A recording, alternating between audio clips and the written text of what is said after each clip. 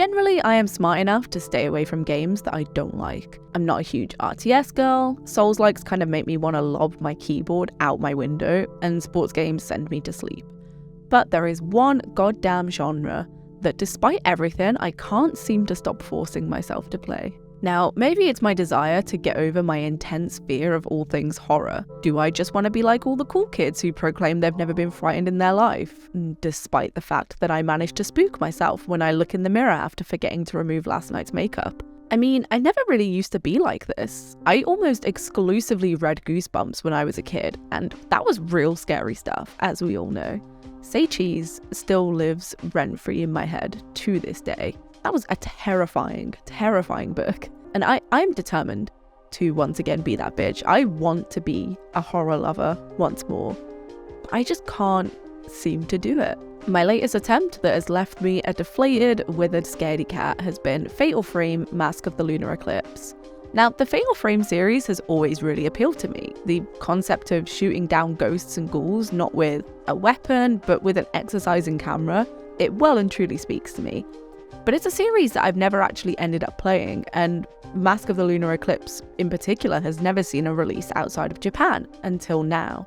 The thing is, like all horror games from the 2000s, Mask of the Lunar Eclipse is super tanky and super janky. And controls feel like you're doing everything in quicksand, and it's kind of hampered by trying to translate Wiimote controls over to a keyboard or a standard pad. The way that the characters run looks more like they're desperate for a Wii than trying to escape from a scary spirit. It's that slightly immersion-breaking spooks of its era that should make me be able to breeze through its aging horror. But after an hour, I had to put the game down because I was just so bloody terrified. Now, I'm not really sure if Fatal Frame is even that scary of a game, or if it's just my own fear eclipsing whatever is being thrown into my camera lens. Not knowing what happens if a ghost manages to get their hands on me, or if I get cornered and die, is just so terrifying. I think a regular sentiment is that horror games get less scary the more you fail in them, but I can't even bring myself to fail in the first place. Exposure therapy is great, sure, but I don't want a ghost strangling me to death or a man chainsawing me to pieces. I would very much like to avoid both of those situations before they even happen. Even still, I can't stop trying to power through and finally complete a horror game. And I'm not the only one on the PC Gamer team either. I shared my horror woes with online editor Fraser Brown and UK editor-in-chief Phil Savage, and they both revealed to me that they were still trying to finish Alien Isolation, which is easily one of the scariest games I've ever gotten my hands on. And that game came out 9 years ago, and people are still persevering in small chunks to try and get it finished. But that's really kind of the beauty of the genre. Horror games are genuinely fantastic. Engaging directly with the danger instead of watching it in a movie or reading about it in a book is just totally unparalleled.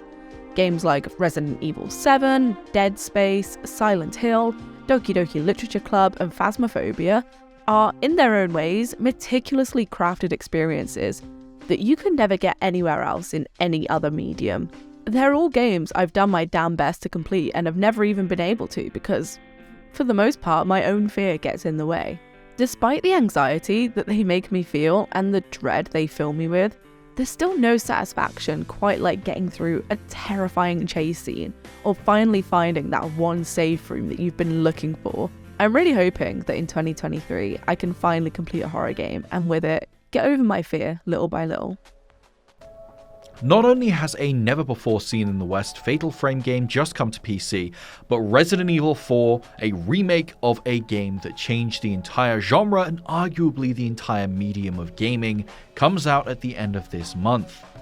If you want to see more horror content from PC Gamer, please check out this video of horror games coming in 2023 and why this could be the best year of horror in a while.